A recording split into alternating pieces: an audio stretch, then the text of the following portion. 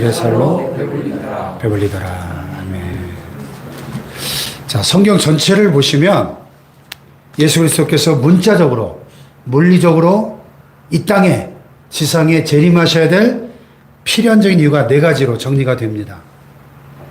주님이 다시 이 땅에 재림하시기 전까지는 이 네 가지가 전부 미완의 상태로, 보류 상태로 남게 되는 거죠. 첫째는 성경에 있는 수많은 약속들을 성취하시기 위해서 반드시 지상에 다시 오셔야 되는 겁니다. 대표적인 구절이 구약 스가랴 14장 14절에 보면 이런 말씀이 있어요. 그날에 그의 발이 감람산에 서실 것이요. 그날이 언제입니까? 주님이 다시 재림하신 그날. 예수님의 발이 감람산에 서신대요. 감람산이 어디 있는 거죠? 예? 예루살렘. 성지순례 가면 예수님 승천 기념교회가 있어요. 예수님이 승천하실 때 하늘로 쫙 올라가시니까 구름이 가려 그를 보이지 않을 때까지 제자들이 자세히 하늘을 쳐다보고 있을 때 천사 둘이 나타나서 뭐라 그랬어요? 너희가 어찌하여 하늘을 쳐다보느냐? 너희 가운데 하늘로 올라가신 분이 예수는 하늘로 가심을 본 그대로 다시 오시리라. 승천하실 때 모습 그대로 다시 오신다는 거예요. 어디로 오시죠? 어디로? 감람산. 우리 승천교회 가보셨죠? 그때 같이 가신 분들. 예수님이 딱 이 땅에서 계시다가 하늘로 올라가신 그 자리에 딱 그 승천 도움교회가 딱 있잖아요. 그날에 그의 발이 감람산에 다시 서신다는 거예요. 이 성경의 약속이 분명히 실현되려면 예수님이 지상에 재림하셔야 되는 거예요. 할렐루야. 두 번째는요, 이 믿지 않는 불신 세상 나라들을 심판하시기 위해 다시 오셔야 되는 거예요. 전도서 8장 1절에 보니까 지혜왕 솔로몬이 뭐라고 탄식했냐면, 악한 일에 관한 징벌이 속히 실행되지 아니하므로 인생들이 악을 행하는 데에 마음이 담대하도다. 그렇죠. 못된 짓 할 때마다 하나님이 즉각 불벼락을 때려가지고 심판하신다면 사람들이 무서워서 함부로 나쁜 짓 하겠어요? 그런데 악한 일에 대한 징벌이 즉각 시행되는 게 아니거든요. 지금 은혜의 시대니까. 구약 율법 시대에는 제가 지난주에 말씀드렸잖아요. 우사가 하나님 법궤 만지다가 그 자리에서 즉사했다고. 근데 지금은 그렇지 않거든요. 은혜 시대이기 때문에. 그러나 이 은혜 시대가 어느 날 갑자기 끝이 나는 날이 온다고 계시록은 우리에게 말씀해주고 있는 거예요. 아멘. 그때가 되면 이 불신 세상 믿지 않는 자들이 그 죄의 대가를 철두철미하게 치르게 될 것이다 하는 거죠. 근데 만약에 예수님이 지상에 재림하시지 않는다면 이 공의 심판이 실현되지 않으면 악이 더 성행해지게 되겠죠. 세 번째, 이 세상을 지배하는 사탄을 제거하시기 위해서 이 땅에 오셔야 되는 거예요. 예수님이 사탄을 가리켜 뭐라 그랬죠? The king of this world. 이 세상의 임금. 이렇게 요한복음 12장 31절에 표현하셨어요. 이 세상 임금. 또 사도 바울도 사탄을 가리켜 이 세상의 신. 고린도 후서 4장 4절에. 그러니까 아담이 타락한 이후로 또 예수 그리스도께서 재림하시는 이 기간까지 이 어간이 인류 역사잖아요. 이 어간에는 사탄과 그의 귀신의 세력들이 이기는 것처럼 보입니다. 막 불의의 세력이 득세하는 것처럼 보이고, 뭐 얼마 전에 파묘라는 영화가 1000만 관객을 돌파했는데, 뭐 잠깐 제가 TV로 우리 아들 며느리가 보는 걸 옆에서 잠깐 보니까 무슨 귀신 영화더라고요. 무당 나오고 붓하고 막 귀신 나오는 이야기인데, 왜 그 귀신 이야기들이 이렇게 사람들이 좋아할까요?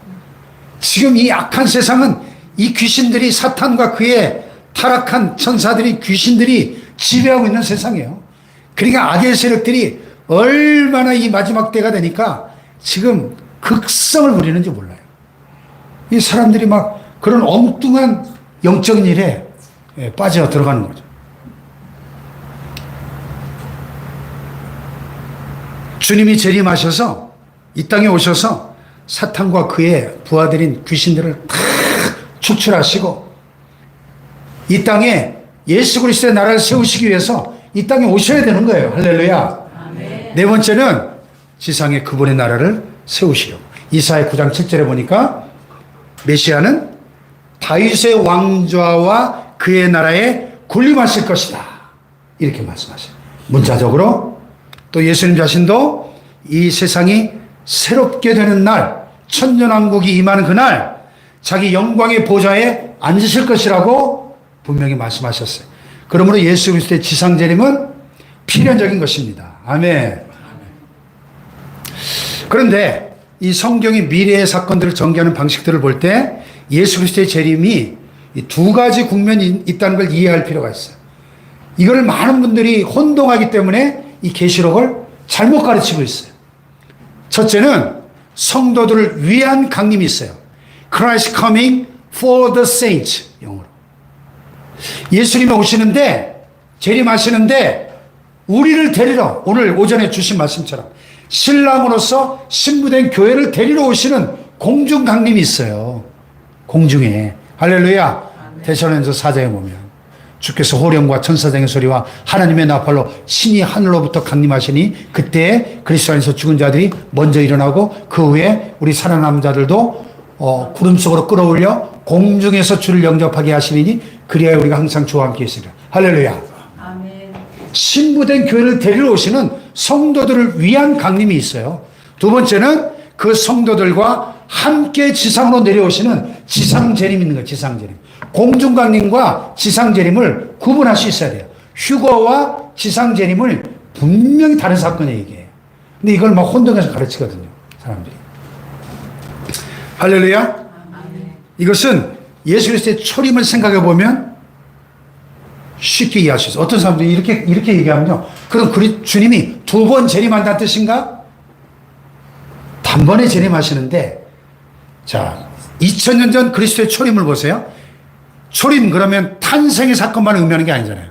탄생과 어린 시절, 유소년기, 또 공생의 3년 반, 십자가의 죽으심과 부활과 또 승천까지의 1년의 과정을 33년 반의 전 과정을 우리가 그리스도의 초림 이렇게 이야기하잖아요. 마찬가지로 그리스도의 재림도 하나의 과정으로 볼 수 있다는 거죠. 현재 그분은 지금 어디 계세요? 하나님 보좌 우편에 앉아서 대제사장으로 큰 중보자의 역할을 우리를 위하여 간구하시는 자신이요. 변호사처럼 우리를 위하여 변호하시고 중보하시는 대제사장적 사역을 하고 계신데 어느 날 그분이 그 자리에서 일어나서 대제사장의 예복을 재판장의 법복으로 갈아입으시고 또 만왕의 왕의 왕보로 갈아입으시고 이 세계의 역사 속으로 들어오실 겁니다. 자, 그 시점부터 그분의 사역이 하늘에서 하시는 그 사역이 이제 이 지상의 사역으로 지상을 향하여 사역이 이루어지는 거예요.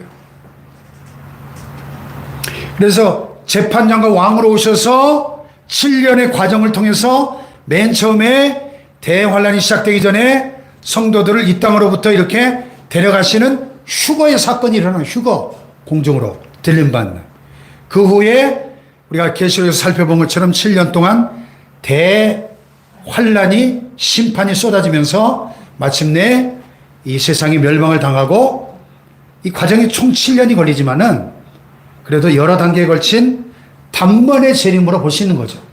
이해가 되시면 아멘. 아멘.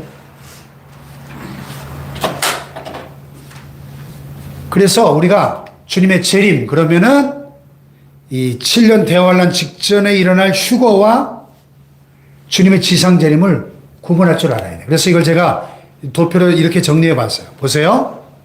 주의 재림의 두 국면. 휴거 7년 대환란 직전에 발생하고 이건 성도들을 데리러 오신 성도들을 위한 강림이고 성도들을 하늘로 데려가기 위한 공중 강림이고 지상 재림은요 7년 대환란 끝에 발생하는 거예요. 그리고 우리 휴거되었던 성도들과 함께 지상으로 내려오시는 거예요. 이해가 되시면 아멘. 아멘. 그래서 휴거와 지상 재림을 공중 강림과 지상 재림을 구분할 줄 알아야 돼요. 예. 근데 어떤 분들은 이 휴거하고 지상 재림을 막 뭉뚱그려 가지고 이 두 가지 다른 사건을 억지로 조화시키려고 성도들이 공중에서 그리스도를 만난 다음에 주님과 함께 땅으로 내려온다 이렇게 주장해요. 휴거와 지상재림은 전혀 다른 사건인데 이거를 그냥 하나의 사건으로 뭉뚱그려 버린 계시록을 그러면 풀 수가 없어요. 자, 그래서 이 사실 휴거가 얼마나 위대한 사건인데 이 인류 역사를 통틀어 가장 위대한 사건이 휴거인데 주님이 공중에 강림하시는 그 순간이 역사의 클라이막스거든요. 교회가 들림받는 휴거의 사건은. 다미선교회라는 이단이 하도 난리를 쳐가지고 이 휴거 얘기를 교회가 쉽게 못 꺼내는 것도 사실인데요. 그러나 성경은 분명히 휴거에 대한 이 비밀을 데살로니가서 4장과 고린도전서 15장에 분명하게 사도 바울을 통해서 성령께서 계시해 주셨거든요. 아멘. 아멘. 보세요. 휴거에는요, 심판에 대한 암시가 없어요. 왜? 심판으로 오시는 게 아니거든요. 신부를 데리러 오시는 거지. 그런데 지상재림은요, 오늘 본문에 보니까 심판이 핵심적인 역할이에요. 사탄과 적그리스도와 그의 세력들을 심판으로 이 땅으로 내려오시는 거예요. 그리고 휴거 때는 이 재림에 대한 어떤 드라마틱한 징조가 없어요. 그런데 지상재림 때는 마태복음에 있는 것처럼 해와 달과 별들이 어두워지고 하늘의 권능들이 흔들리는 우주적인 대격변과 함께 극적인 징조들이 있는 거예요. 또 휴거는 이 불신 세상들 알지 못하는 비밀스러운 사건이에요. 보세요. 주님이 공중에 탁 나타나시면 우리가 호련히 변화돼서 공중으로 들림 받잖아요. 여러분 이렇게 예배 드리다가 들림 받을 수도 있고 자동차 타고 집에 가다 들림 받을 수도 있고 내가 파일로트면은 비행기 조종하다가 내가 갑자기 휴가 되면 어떻게 될까요? 비행기가 추락하겠죠. 이 지구상에 엄청난 대혼란이 일어날 겁니다. 근데 사람들은 모르는 거예요. 왜 지금 방금 전까지 보이던 사람들이 사라졌어 갑자기. 이 휴거입니다. 비밀스러운 사건이에요. 그러나 지상재림은 전 세계인이 목격할 공개적인 사건인 거예요. 볼지어다 구름을 타고 오시리라. 각 사람의 눈이 그를 보겠고 그를 찌른 자들도 볼 것이요. 계시록 1장 7절에 말씀하죠. 아멘. 아멘. 전 지구인들이 목격하는 공개적인 사건으로 우리가 주님과 함께 지상으로 강림하는 겁니다. 할렐루야. 또 휴거 때는 죽은 신자들이 부활한다고 그리스도 안에서 죽은 자들이 먼저 일어나고 죽은 성도들의 부활 사건이 있어요. 근데 지상재림 때는 부활에 대한 언급이 없어요. 또 휴거 때는 우리 살아있는 신자들은 공중으로 휴거돼요. 휴거라는 말은 rapture, 이렇게 들림을 받는다는 뜻입니다. 들림을 받는다. 근데 오늘 본문 이 지상재림에 휴거에 대한 언급이 전혀 없죠. 또 고린도전서 15장 데살로니가서 4장에 보면은 주님이 공중에 강림하실 때는 죽은 성도들의 부활과 살아있는 성도들의 휴거를 묘사하는 그런 구절들이 잘 나와 있잖아요. 고린도전서 15장에 보면 호련히 순식간에 변화될 것이다. 이렇게 말씀하죠. 할렐루야. 그런데 오늘 본문에는 이런 부활이나 휴거에 대한 언급이 없어요. 그러니까 공중 강림과 지상 재림을 우리가 별개의 사건으로 잘 구분할 수 있어야 계시록이 풀려요. 예.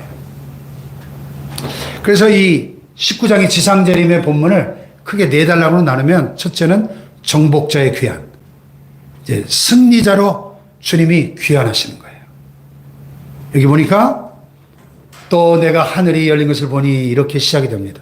4장에서 하늘이 열리면서 사도 요한이 하늘로 열린 하늘문으로 들어가잖아요. 천상으로. 지금은 하늘로 들어가게 하기 위한 것이 아니고 예수님 하늘에 계신 예수님 하늘로부터 나오시기 위해서 하늘이 열리는 거죠. 보니까 백마와 그것을 탄 자가 있었다. 백마 타고 오시는 강한 자, 정복자죠. 정복자. 예수님에게 시선이 다 고정이 됩니다. 성부 하나님께서 약속하셨던 바로 그 나라를 이제 접수하시기 위해서 지상으로 내려오시는 거예요. 그 나라. 주님의 나라. 아멘. 주님의 나라. 보세요. 2000년 전 초림하셨던 예수님은 예루살렘에 뭐 타고 입성하셨죠? 나귀 새끼를 타고 겸손하게 입성하셨죠. 그러나 재림의 주님은 나귀 새끼가 아니라 뭘 타고? 백마를 타고. 왜 백마를 타고 오실까요? 2000년 전 당시 로마 제국의 전쟁에 승리한 개선 장군들이 뭐 타고 개선했죠? 백마를 타고. 배너에 잘 나오죠, 배너.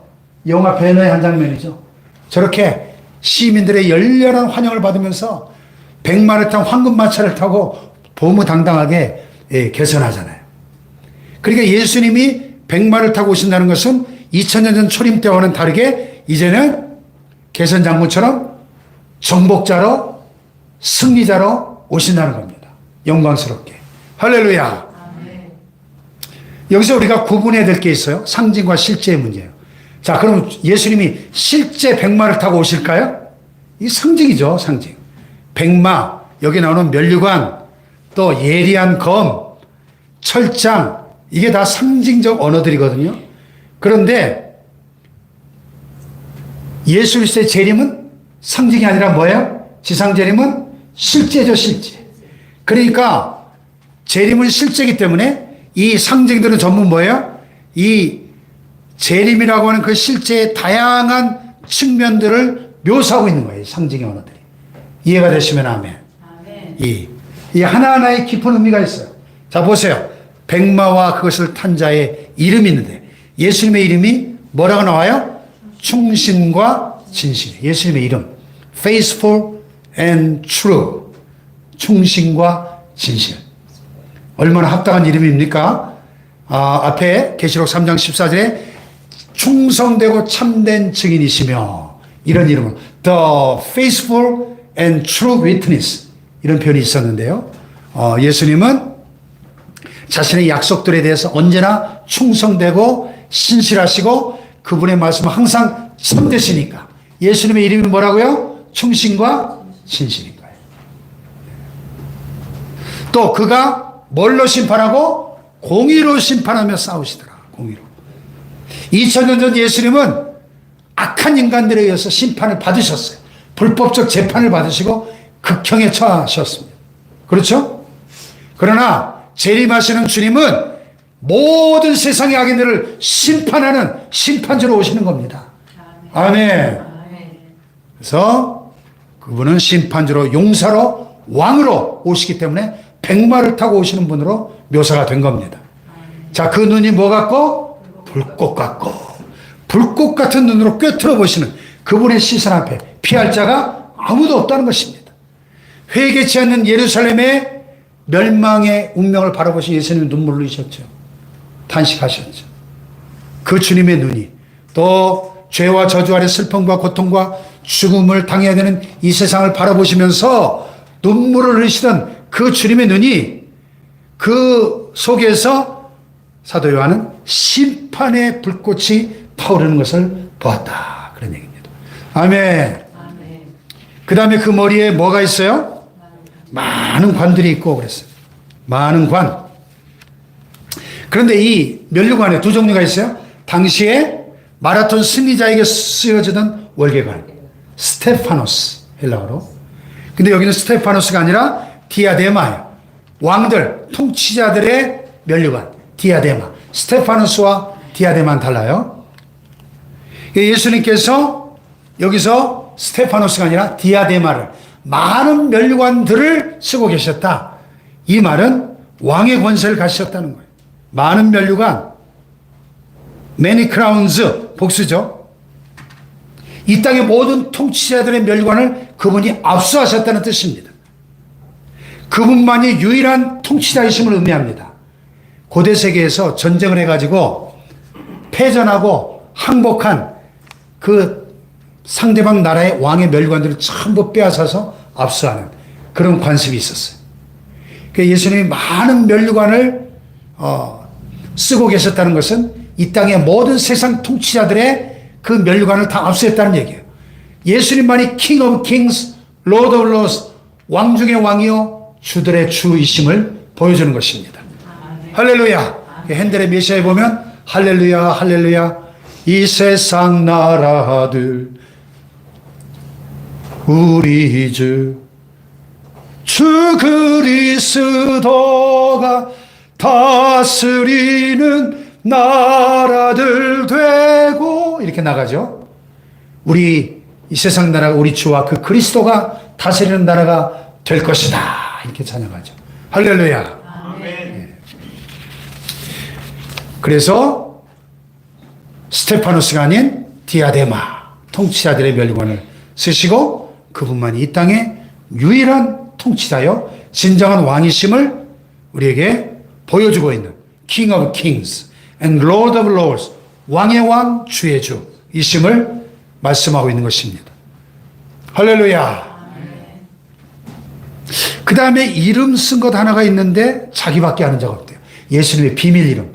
오늘 본문에도 안 나와요. 성경이 침묵하지만 이 은밀한 이름은 아버지 하나님과 성부 하나님과 성자 예수님의 독특한 관계를, 비밀스러운 관계를 보여주는, 암시하는 그런 이름이죠. 또 옷을, 어떤 옷을 입었어요? 피 뿌린 옷을 입었어요. 이것은, 이 피는 보혈이 아닌 심판의 이미지입니다. 예. 아니, 전쟁이 시작도 안 했는데 왜 피 뿌린 옷을 입었을까요? 이것이 처음 전쟁이 아니라 마지막 인류 최후의 전쟁이기 때문에 그래요. 예. 그래서 우리가 7년 대환란 기간 중에 이미 수많은 심판을 통해서 수많은 악인들의 피가 뿌려졌어요. 그래서 피 뿌린 옷을 입었다는 거예요. 심판자로 오시는 겁니다. 자, 보세요. 예. 백마탄자의 그 이름, 이미 하나님의 말씀이라고. 예수님의 이름이 하나님의 말씀, 로고스. 왜냐하면 예수님은 하나님을 계시하시기 위해서 이 땅에 오셨던 분이니까. 하나님의 말씀 우리에게 하나님이 어떤 분이신가를 보여주고 계시하십니다. 그래서 예수님은 하나님의 말씀이신 거예요. 할렐루야. 이 정복자의 군대가, 하늘에 있는 군대들이 어떤 모습이에요? 쉬고 깨끗한 세마포 옷을 입고 뭐를 타고? 백마를 타고 그를 따르더라. 그래서 여러분, 반지의 제왕 같은 영화에 보면은 이 계시록을 각본을 해서 각색한 그런 영화에 보면, 마지막 장면을 보면 와, 백마 탄 군대가 와, 이렇게 쳐들어오는 그런 모습이 예수님의 이 지상재림을 패러디한 거죠. 이 공중에서 지상으로 강림하는 하늘의 군대가 네 그룹으로 되어 있어요. 첫째는 어린 양의 신부, 교회입니다. 오늘 오전에 말씀드렸던 그리스도의 신부. 빛나고 깨끗한 세마포옷을 입고 신랑 대신 주님의 뒤를 따라요. 또 대환란기에 순교함으로써 구원받은 성도들로 계시록 7장에 보면 하늘에서 흰 옷을 입고 있죠. 또 구약시대의 성도들이 이 7년 대환란기 끝에 부활할 것을 다니엘서 12장 1절과 2절에 예언하고 있거든요. 구약시대 성도들, 이스라엘 백성들, 또 거룩한 천사들, 천천만만의 천사들이 인자가 자기 영광으로 모든 천사와 함께 올 때 자기 영광의 보좌에 앉으리라 그랬어요. 할렐루야. 이 하늘 군대들이 주님과 함께 이 땅으로 강림해서 주님의 나라를 세우고 다스리는데 그의 입에서 뭐가 나와요? 예리한 검이 나온다. 예수님의 입에서 예리한 검. 예리한 검이 뭐예요? 그분의 그 강력한 통치. 1장의 환상에서 사탄의 세력으로부터 교회를 보호하기 위해서 사용했던 그 예리한 검이 이제는 재림하시는, 지상에 재림하시는 그분의 입에서 예리한 검이 나왔다는 것은 그 예수 그리스도의 말씀의 이 치명적인 이 심판의 능력을 보여주고 있는 그런 표현이죠. 그것으로 만국을 치겠고 심판자로 오시니까 그 입에서 나오는 예리한 검, 그 말씀으로 아마겟돈 전쟁을 위해서 지금 적그리스도와 그를 추종하는 전 세계 모든 군대들이 하늘 군대를 대적하기 위해서 지금 모여 있거든요. 그들을 그 입에 말씀으로 심판하시는 거예요. 친히 그들을 뭘로? 철장으로, 아이언 셉터, 쇠몽둥이, 철장 권세. 그분의 나라를 다스리는데 천년왕국의 통치 패턴이 바로 철장 권세로 만국을 통치하시는 거예요. 할렐루야. 아멘. 그를 대적하는 어떤 반란이든 즉시로 진압하시는 철장 권세로 성도들과 함께 1000년 동안 왕노릇 하실 것을 다음 주 본문 20장에 말씀하고 있는 겁니다. 할렐루야. 또 또 친히 하나님과 전능하신 이의 맹렬한 진노의 포도주 틀을 발견했고, 그 당시에 포도를 수확하면 저렇게 큰 포도주 틀에다가 쏟아 부어놓고 저렇게 발을 씻고 들어갔겠지만 맨발로 질겅질겅 밟아가지고 그 포도주가 팍팍 터지겠죠. 포도가. 그럼 막 온 그 포도주 색깔이 피 색깔이잖아요. 막 터지면서 밑에 저렇게 홈으로 쭉 이렇게 포도즙이 흘러내려가는 거예요. 그렇게 포도주를 담궜는데 맹렬한 진노의 포도주 틀을 밟으리라. 이 하나님의 심판의 이미지죠. 네. 그리스도를 대적하던 적들의 피가 낭자되는 상황을 묘사하고 있습니다. 만왕의 왕 만주의 주, 그 옷과 다리에 이름을 썼는데 그 예수님의 입으신 옷과 그 다리에 예수님의 이름이 뭐라고요? 만왕의 왕 만주의 주. 다 같이 만왕의 왕 만주의 주. 예수님의 이름이 뭐라고요? 만왕의 왕 만주의 주. 할렐루야. 네. 그분의 나라에 다스리신 그분의 절대적인 주권적 통치를 보여줍니다. 승리. 이제 넘어갑시다. 천사가 큰 심판을 이 아마겟돈 전쟁의 승리를 선포하고 얼마나 많은 그 악인들의 살육이 일어나는지 전 세계에 수많은 새들이 모여서 그 시체들을 뜯어먹더라는 거죠. 짐승, 그 짐승, 적그리스도죠. 인류의 최후 제국의 통치자 적그리스도와 땅의 임금들, 그 적그리스도 휘하에 통치할 10왕들. 여러분 7년 대환란기에 적그리스도가 세계 단일 정부를 세우고 전 세계를 열등분해 가지고 전 세계가 이 적그리스도 밑에 10왕들이 통치하는 시스템으로 그렇게 적그리스도가 전 세계를 단일 정부로 통치하게 될 텐데, 그 짐승과 땅의 임금들이 하늘 군대를 대적하다가 짐승이 잡히고 그 앞에서 표적을 행하던 거짓 선자도 함께 붙잡혀서 그 둘이 산채로 어떻게 해요? 유황 불붙는 지옥 불못에 던져집니다. 워낙 그가 가게 하나님을 모독하고 대적했기 때문에 지구 역사상 제1순위로 지옥 유황 불못에 떨어지는 거예요. 사탄과 나머지 악인들은 계시록 20장 10절에 보면 천년왕국이 끝난 후에 던져지거든요. 근데 이 적그리스도와 그를 선전하던 이 거짓 선지자는 제1순위로 지옥 유황 불못에 던져지는 겁니다. 자, 성경학자 존 필립스가 이때의 장면을 이렇게 묘사했어요. 같이 읽고 마칩시다. 시작. 그로써 갑자기 모든 게 끝날 것이다. 사실 전쟁이랄 것도 없다. 우리가 생각하는 그런 의미의 전쟁은 없다. 그저 큰 백마를 타신 그분으로부터 말씀 한마디만 있을 것이다.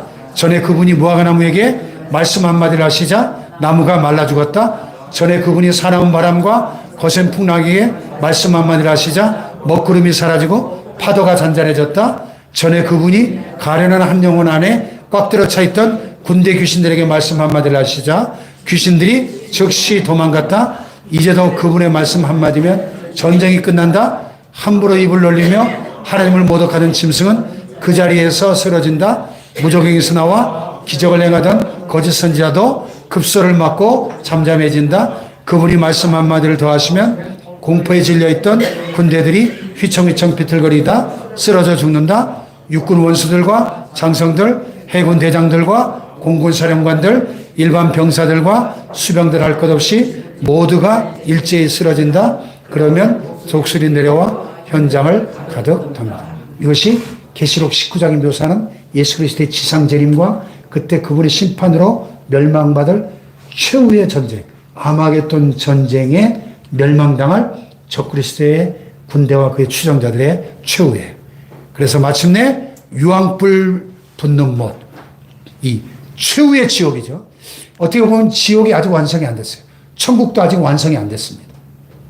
이 유황불 붙는 이 지옥 불못은 이 1차로 이 적그리스도와 거짓 선지자가 들어가고, 천년왕국 끝에 사탄과 또 둘째 부활하는 자들, 구원받지 못한 모든 악인들의 영혼이 육체로 부활해서 던져지게 될 지옥이 있어요. 그때 지옥이 완성돼요. 그때 최후의 심판과 함께 구더기도 죽지 않고 불도 꺼지지 않는 것, 그 고난의 연기가 세세토록 올라가는, 사탄과 그의 귀신들과 구원받지 못한 모든 자들의 마지막 종착지가 지옥이에요. 우리는 이 유황 불붙는 지옥이 아니라